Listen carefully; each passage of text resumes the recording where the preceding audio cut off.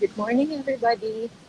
Welcome to day 19 of our City Walk and Talk episode with yours truly, Dr. Rojo.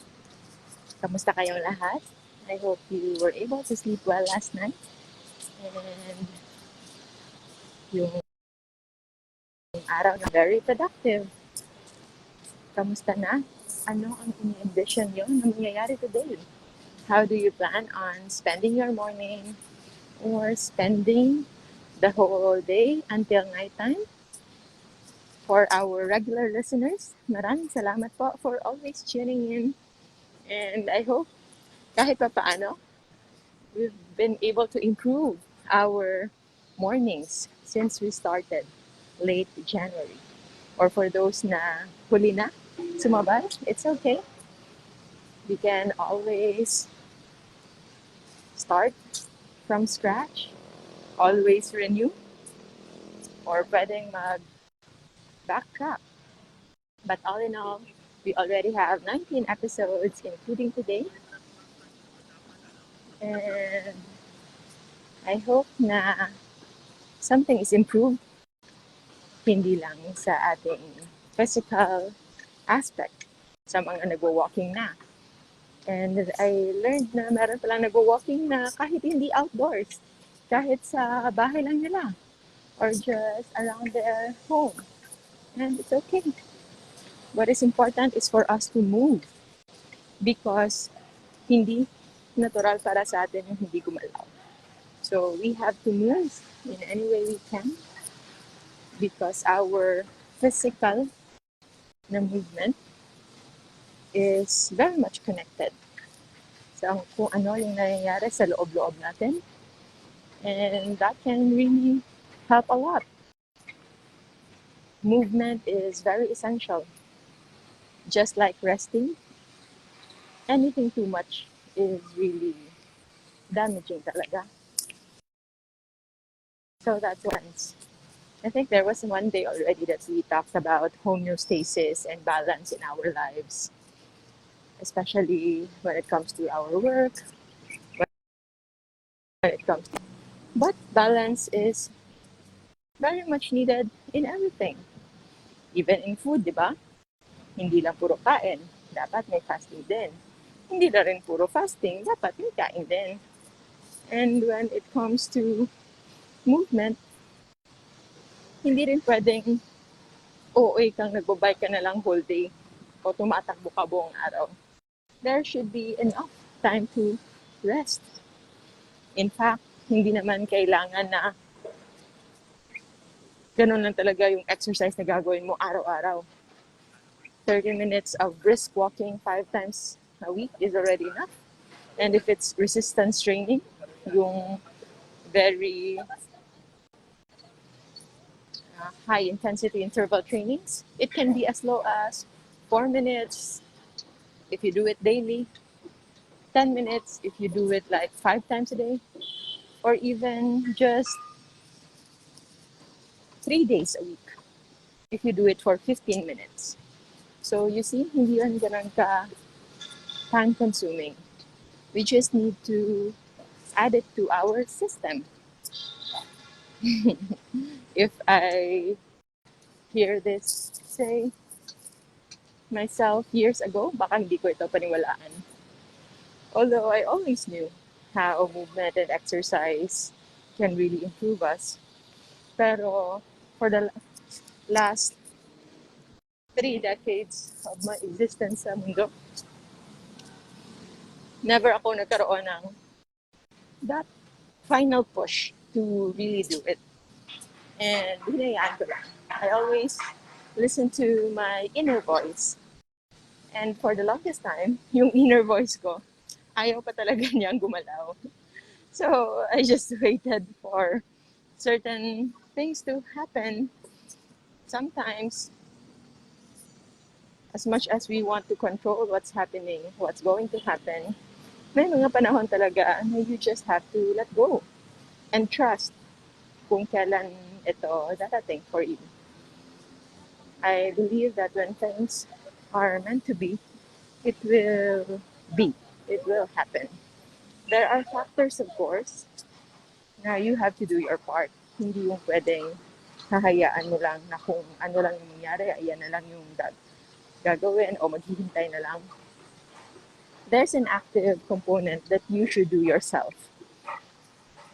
Sometimes, as much as I want to say na I am already very much in tune with my inner voice, minsan nagkakamali pa rin ako.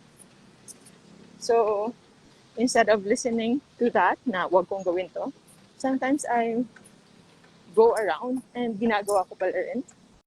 And then it ended up as not really the best thing to do.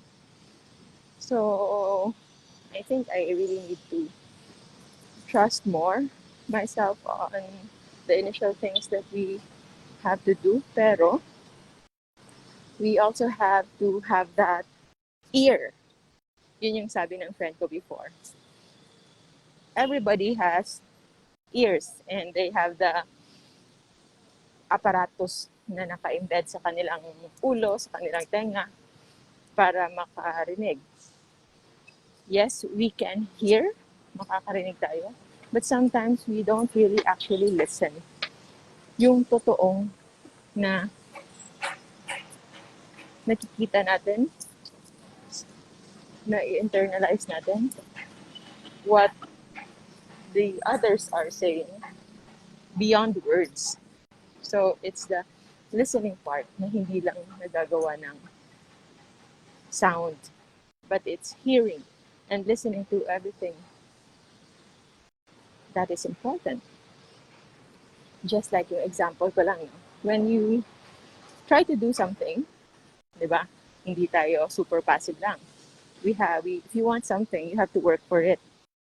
However, if many times you tried at parang hindi talaga, like it's really stopping you, parang maraming balakid, maybe it's time to take a pause and consider na baka hindi talaga yon.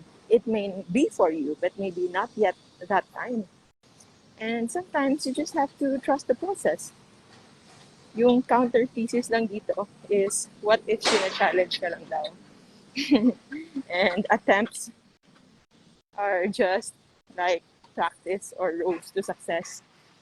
Na yung mga greatest invention, like sino yun sila, Thomas Edison, marami sila, yung mga famous inventors, na they failed for 100 times, 99 times, and they succeeded on their 100th attempt. And if they stop at 99, they won't be able to discover anything. So that's also the value of persistence. And I think one thing that we have to harness, kasi these things are skills eh. Merong mga iba, just like dancing, na merong mga taong natural sa kanila to move gracefully, na it's very, very easy for them. It's like second nature nila. The way they move, para na silang sumasayaw. It's also like that in these things. There are empaths, people who just can normally, naturally connect to others without effort. And there are also those who are like very much spiritual, na they can easily see which is the wrong path, which is the good path, which things you should do, even if wala kang rational na reason behind it. You just feel na eto yung tama. If we experience so much in life, if meron tayong napagdaanan ng mga heartaches, we've faced a lot of troubles, challenges, and we weren't not able to be successful in many things. Minsan, it provides us with the trauma. Nagkakaroon tayo ng mga takot, fears, anxiety. Now, we just settle na lang to what is there. Tinanggap na lang natin. And we stop listening to our inner voices. The sad part is you are actually limiting your potential. You are also limiting your happiness. You are just going to limit kung ano man yung possible way for you to have lived fully. Whenever we are faced with challenges and maraming failures, those are opportunities for us to look back, to take a step back and see it differently. Because it's okay to commit mistake, but what is not okay is to commit the same mistake over and over again. If pang 99 times mo na, you are seeing different outcomes, meron lang kakaunting alterations, and still the same process, the same failure, it could be that you didn't really analyze first kung saan ka nagkamali.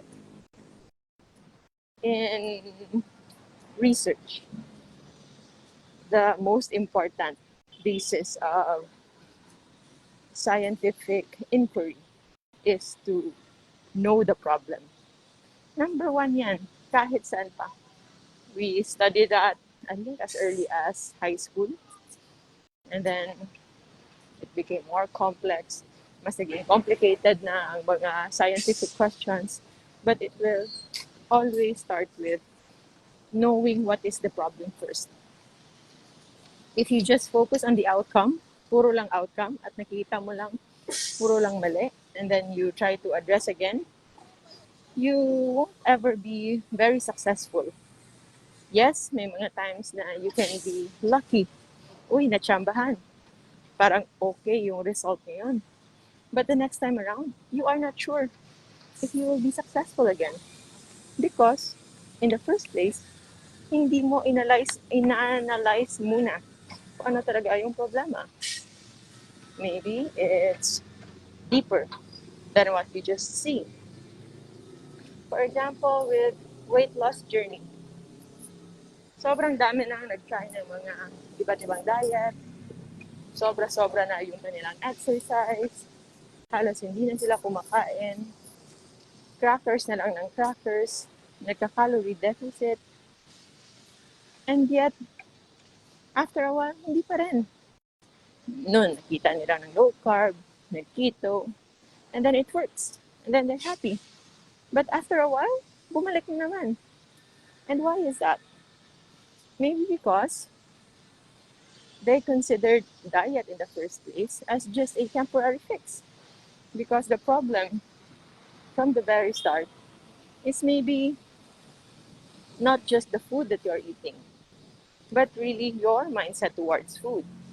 Kasi baka kahit successful ka pa sa diet plan mo, but your mindset is just, this diet can fix you and everything will be better after this. That's wrong, because for all you know, you are having poor health because your normal food choices and lifestyle is really poor also. Kaya nga lang, from time to time, para kang nagbabakasyon lang from that poor eating habits. And when you had a vacation from that poor eating habits, para ka lang nag-detox, ginawa mo lang pang detox yung natural, supposedly the normal way, the healthy way of eating, then you will always go back. That is just in food. But when it comes to healing, sometimes the root cause is even deeper. Minsan ingrained ito with childhood trauma, with heartaches, with insecurities. And we just have to see na hindi lang puro pagkain yung solusyon. It's really healing yourself from within.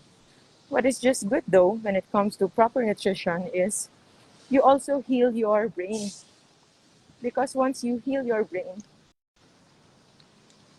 it is easier to process the traumas, the fears, the anxiety, the psychological problems that you've had, as compared to eating still the wrong foods.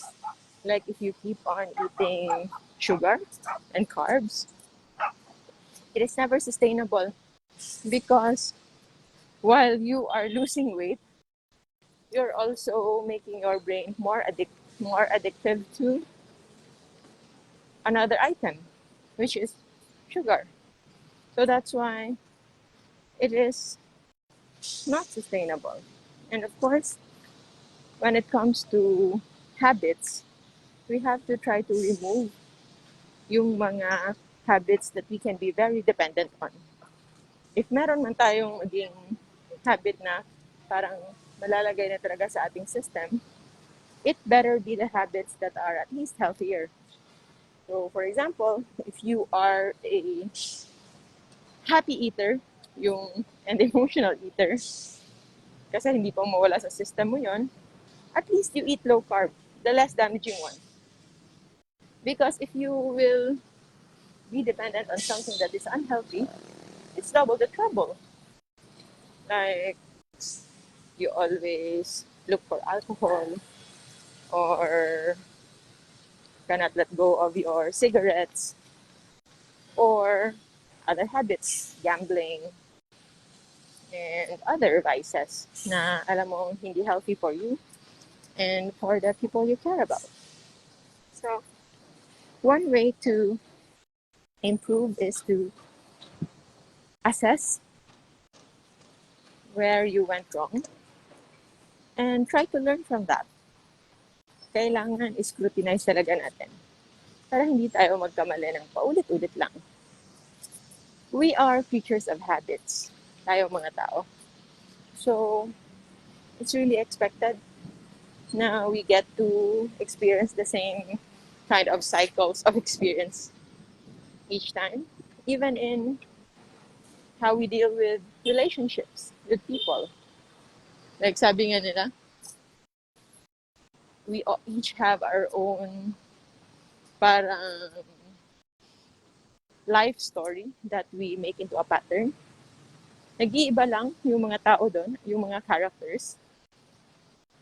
Nag-iiba yung specific na parang role that those people that are playing, but the roles they play in your life are still the same. So if you want something way better, a lot better, something different, then maybe you have to consider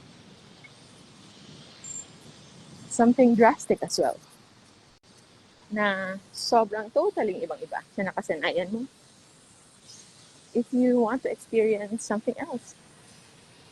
But of course, if you've already surpassed that, tapos ka na sa phase na yun, and you are now just savoring each day, kasama yung mga mahal mo sa buhay. Every day you are practicing gratitude. You are listing down the things that you appreciate. Then eventually, that kind of practice, yun yung makaka-replace ng mga negative practices natin. And you will see na the usual things na nakakasira sa atin, the fears, the traumas, the anxiety, it will all eventually fade away. Among people who even don't believe in God, even them, they believe in prayer. So, alam niyo ba kung ano yung prayer na pinapaniwalaan nila? It's the prayer of gratitude. It's the prayer of giving thanks. Because yun yung purest form of prayer na wala talagang kahit anong mali. When you give thanks, you just fill yourself with all things positive. So, it's like an ultimate answer na nakakaligtaan natin parati. And it may sound simple, but for others who are battling a very devastating battle. Meron silang experiences like nasunugan, nawala ng trabaho, namatayan ng asawa. Those things can be very, very depressing at sobrang hirap magpasalamat, makahanap ng strength to find something you'd still be thankful for sa mga panahon na yun. I don't wish anyone to experience anything negative, but as we move on with life, we have to be prepared na meron at merong darating na mga panahon na yun. And when that time comes, I hope you find the courage to give thanks. Magpasalamat pa rin. That painful experience actually isa yon sa mga magbibigay sa'yo ng strength to be stronger after, or the lessons that you've learned from that experience you can share to your loved ones later on para hindi na nilang experience yon. At the same time, if we've lost someone, we still give thanks sa panahon that they've been with us, that they've put meaning sa ating buhay. They've provided us with memories na will always be part of us. Every people we meet in this lifetime, they leave traces sa atin. They are always part of us. At kahit pa sabihin mo pang kalimutan mo na sila, you cannot just actually do so. You may forget the name, the specific name of a person, yung itsura nila, pwede mong makalimutan. But the impact that they made in your life will always stay with you. So, I always imagine myself na people, as we live, para tayong mga puzzle na merong mga marks na in our body, na parang mga puzzle marks. And then, as we meet, as we encounter people, as we experience more, kung merong part na yon na that is already in you, para siyang nafe-fill in. Or it's more on like, para siyang puzzle but it's in draft pa lang. Wala pa siyang kulay. And then, when you get to experience them, either from others or from your own self-experimentation or from learnings, from different courses, learning platforms, yung area na yun ng buhay ninyo, ng katawan ninyo, it's being darkened para siya nagkakaroon na ng kulay. So, if you think of it that way, totoo that we are all born complete. We are already complete in ourselves. But why do we need to open up ourselves to others? Bakit hindi pwedeng mabuhay lang tayo ng tayo lang talaga? We value solitude, but there is always a sense in sharing a life with people, with family, with friends. Kasi nga, social beings tayo, di ba? With a loved one, with a partner. Bakit meron tayong natural yearning to be with another person? It's because as much as we are complete on our own, individually, but it's our experiences with the outside world that will actually highlight and give color and give vibrance and give more meaning sa kung ano na talaga tayo. So that's why it is natural for us to like people that are somewhat like us. Yung someone na we can connect, someone we can relate to. And if you see na you can relate to that person, that they are way above you, so it's not like hindi kayo pareho. But since you have this basic na relatableness, parang nakaka-relate kayo, then it's actually okay because you are actually seeing your possible future potential. You can be like that also. And hindi ito a concept ng gaya-gaya. It's evolution that we try to mimic others that we admire, that we look up to. And it's a natural and beautiful part of evolution, of how we evolve to want to be better. So if you have people you look up to, it's okay. You are lucky you were able to find inspiration. Because alam niyo ba, there are other people who sometimes they are maybe hindi natin alam kung ano yung pinagdaanan din nila, but they are too proud to look up to others.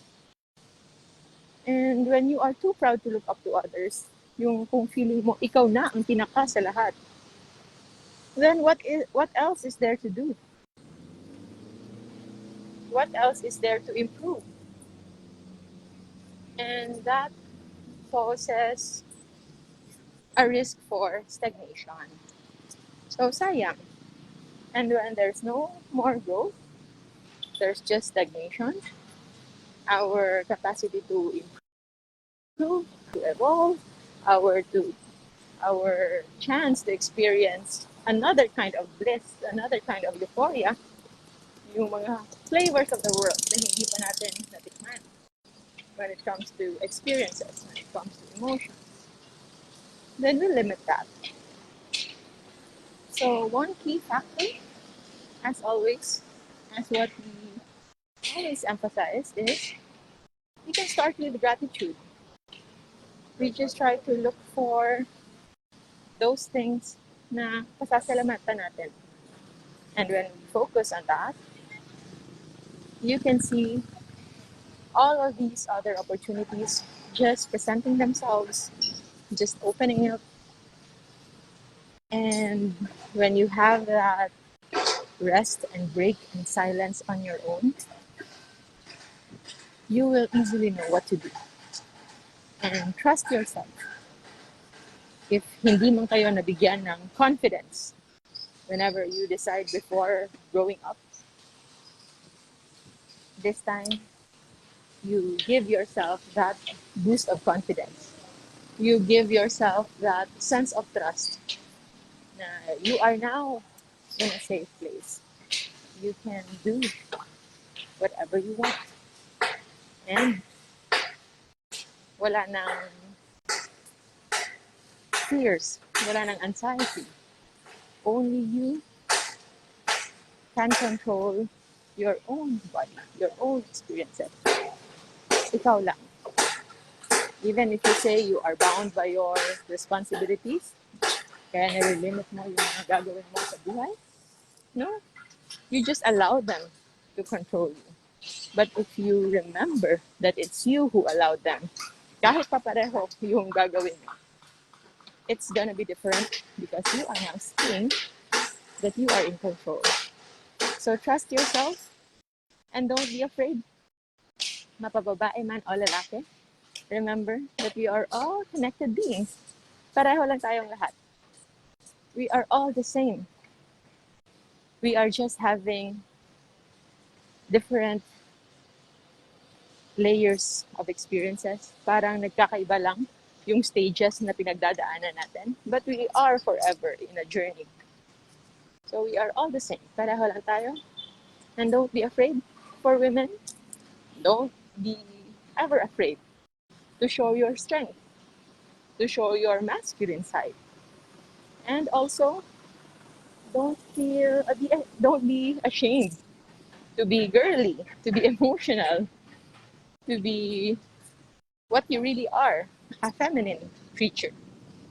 And for males, sa mga lalaki naman, hindi kailangan always masculine. Hindi kailangan i-hide nyo yung emotions nyo the whole time. You man up. But always know that as beings, we experience emotions as well. So, hindi pwedeng ililimit lang natin yun just because of our gender identity. We are emotional beings. We are intellectual beings and we are free to maximize our potential, our individual na mastery na kailangan tayo maging master ng ating sarili. And we can do that. We can tap that inner strengths natin if we don't limit ourselves. Alam niyo ba na merong isang klase ng meditation that you are allowed to shout? Now, when you breathe in, and then after cycles of breathe in and breathing out, when you breathe in, malalim. And then when you breathe out, parang merong sound like, or pwede mong isigaw. And that it's like shouting meditation. It will actually release all the tension in your body. So, if you feel like sometimes sobrang dami na kayong dinadala na medyo mabigat, try to go out. Pumunta kayo sa bukid o sa dagat or sa gilid ng EDSA, yung sobrang ingay, and you can shout there. So that is actually releasing all the tension, and you can see easily. And after that, you can shake your body. Just like kung paano sinishake ng mga aalaga ninyong aso at pusa, yung kanilang sarili, after a fight, after doing something, they shake it up because it's leaving negative energy behind. So you try to leave them behind and you move on, and you will see yourself lightening up. And when you have the needed rest, the needed sleep, the needed sunshine, the needed right food, and you also unburden yourself with negative energies, you make yourself available for the good things, for the blessings to come in. And it will be a beautiful flow sa ating buhay. Thank you, Nikhil, Maria Clara, Jenilyn, Anna Maria, Elna, Venus, Alma, Mary, Rochelle, and many, many more for being with us today. I don't know. How long na ba tayo? Just know that every day, everything that you need is already within your reach. Kung meron man tayong sinastrive to have to do better, it's just a bonus. It's just an add-on. But every day, you are already enough. Lahat ng kailangan mo, you can already find within yourself. You can already provide for yourself. And all the other things that we strive to do is just a bonus. So another day in our life is another day to be thankful for. And I hope you never lose sight of what is essential, and you always give yourself that trust and confidence na kayang-kaya nyo. You can achieve whatever you want to achieve.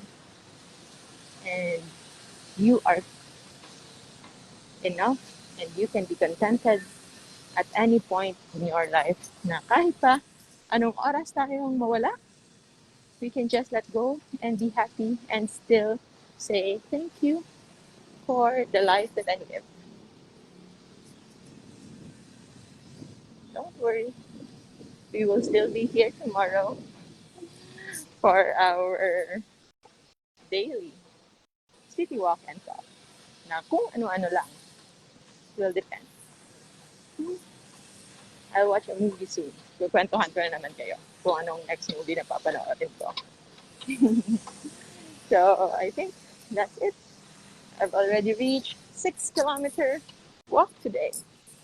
And meron pa tayong mga 1 to 2 kilometers on our way back.